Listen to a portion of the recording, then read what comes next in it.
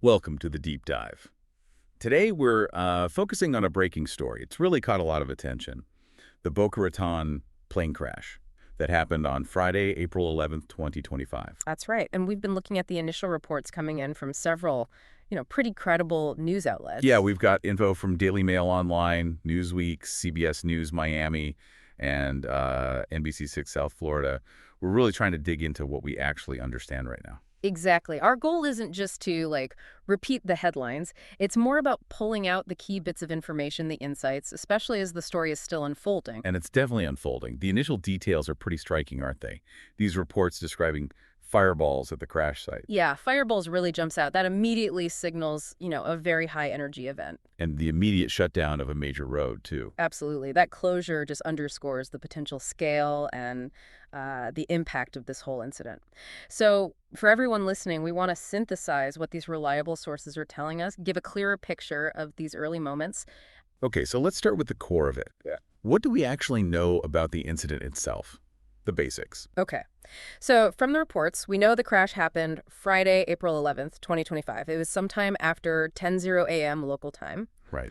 And that recurring mention across different sources of fireballs and a really substantial fire at the location, it points to something significant. And tragically, the fatalities. Yes, the initial information sadly points to at least 3 fatalities. That's just devastating news, obviously. And the location. Where exactly did this happen, and what was the immediate fallout for the area around it? So the crash took place near Boca Raton Airport. Okay, near the airport. Which, naturally brings up questions about the flight itself. Was it taking off, landing, just flying nearby? We can't really speculate yet, but the location is definitely a key piece. And a disruption. Oh, huge disruption, yeah. Immediately, North Military Trail was closed between NW 19th Street and Butts Road. And also, pretty significantly, the I-95 overpass at Glades Road, that's a major traffic artery, it was shut down. Both directions. Wow. Closing I-95 like that, that's massive. Yeah. It really hits home how serious this was, the potential hazard. Absolutely. It sounds like authorities reacted really fast to manage the immediate aftermath. Yeah, it seems like it. That urgency, telling the public to avoid the area, that's pretty standard in these emergencies. It lets the first responders do their jobs effectively and, keeps people safe from any ongoing dangers. And those road closures would just ripple out, wouldn't they? Affecting commuters, businesses. Definitely. Big impact on the local transportation network. Okay, let's switch gears a bit. Let's talk about the aircraft involved. What kind of plane are we talking about? The aircraft's been identified as a Cessna 310R. A Cessna 310R, okay. Yeah, it's a small twin-engine aircraft, typically used for, say, private travel or maybe some business purposes. It's definitely not like the big commercial airliners most people fly on. Right. A very different kind of plane. So thinking about a small twin-engine plane like that, what does that suggest about how many people might have been on board? Roughly. Well, a Cessna 310R usually has seating for maybe 4 to 6 people. That includes the pilot. Okay, 4 to 6. So that capacity figure, it unfortunately gives us a sense of the potential number involved. It puts those initial reports of fatalities into a kind of somber context. Yeah. But of course, the actual number of people on that specific flight, that's still a crucial detail the investigation needs to confirm. Absolutely. And the personal accounts, the eyewitnesses.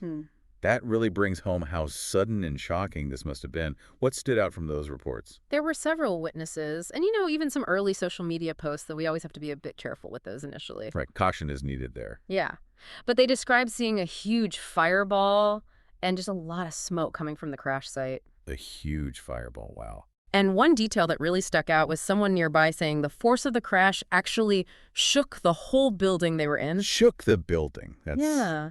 That tells you something about the impact. Chilling detail. It really conveys the power involved, doesn't it? It does. And it seems clear the emergency response was, immediate. Yes. The reports definitely confirm police and fire crews were there very quickly. Good.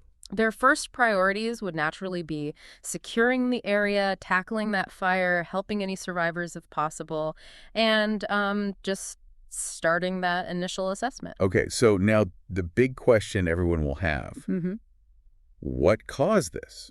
What do we know or perhaps not know about the investigation at this point? Right. Well, At this very early stage, the cause is officially under investigation. That's the key thing. Standard procedure, yeah. Exactly. It's a really systematic process. It'll involve, a detailed look at the wreckage itself, looking for any signs of mechanical failure, maybe structural issues. Yeah. Investigators will also be gathering data on the weather conditions around that time, reviewing the pilot's records, flight history, qualifications, and analyzing any relevant communications with air traffic control.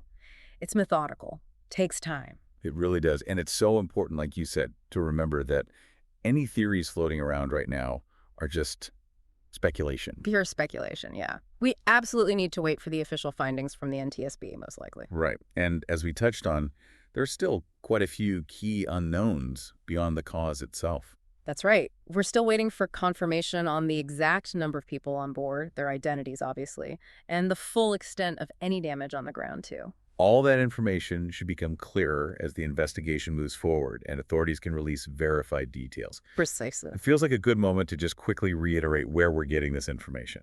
We mentioned the sources earlier, but in situations like this, knowing the source is crucial. It really is. Our understanding right now is based on reporting from established news organizations, Daily Mail Online, Newsweek, the local CBS and NBC affiliates. Yeah. These outlets generally stick to journalistic principles, verification, which is so vital right after something happens. Initial reports can sometimes have small errors as things become clearer, but these are usually trusted sources for the facts. And on the flip side, there's always social media. We see a flood of information, sometimes misinformation. How should people approach that? Well, social media can be incredibly fast. You often get those firsthand accounts, images, like the eyewitness descriptions we talked about. Great. But it's essential to remember that stuff is often unverified. Sometimes it's inaccurate, sometimes even deliberately misleading. Best practice is always caution. Look for the official confirmations, the detailed reporting from established news sources before you, decide something is fact. Good advice. Okay, stepping back a bit now, looking at the bigger picture. Plane crashes are thankfully rare, but they do happen. What broader context should we maybe keep in mind here? That's a good point. If we think about aviation generally, it's incredibly safe, statistically. Way safer than driving, for example. Right. But there are still inherent risks. Operating complex machines like aircraft always involves some risk. That's why we have such comprehensive safety regulations, really rigorous maintenance schedules, extensive pilot training, all that stuff. The whole system designed for safety. Exactly. And when an accident like this does happen, that in-depth investigation process is just crucial. It's not only about finding the cause of this specific tragedy. It's about learning, right? Absolutely. It's vital for identifying any potential safety issues, anything systemic that could help prevent similar incidents down the road. Yeah, each investigation ideally makes flying even safer. And thinking locally again about the impact in Boca Raton, what kind of repercussions might the community be feeling? The impact is likely significant, and on several levels. Immediately, you've got the practical disruption, those road closures affecting daily life, commutes, businesses. But beyond the logistics, there's the emotional toll. An event like this, especially with descriptions like fireballs, can create fear, anxiety, a deep sadness in the community. Understandable. And if there are confirmed local fatalities, the community will feel that grief and loss very directly. How everyone comes together to support those affected, that'll be really important in the coming days and weeks. It's a sobering thought, the ripple effects. So, wrapping things up for this deep dive, we've really tried to piece together that initial picture from the first wave of credible reports after this tragic crash. Exactly. And it's important to remember this is a developing story. More information will absolutely come out as the investigation progresses. Yeah, right. So for everyone listening, staying informed through those reputable news sources we mentioned, that's going to be key to getting a fuller, more accurate understanding of what happened here. Agreed. And on that note, we want to leave you with maybe a final point to think about. Considering the preliminary details we have, it's a Cessna 310R, a smaller twin-engine plane, and those really vivid reports of fireballs. What immediate questions does that raise for you about the possible sequence of events here, and maybe what the investigation might focus on initially? It's definitely a complex situation, lots to consider. It is, and we encourage everyone to follow the reliable reporting as this story continues to develop.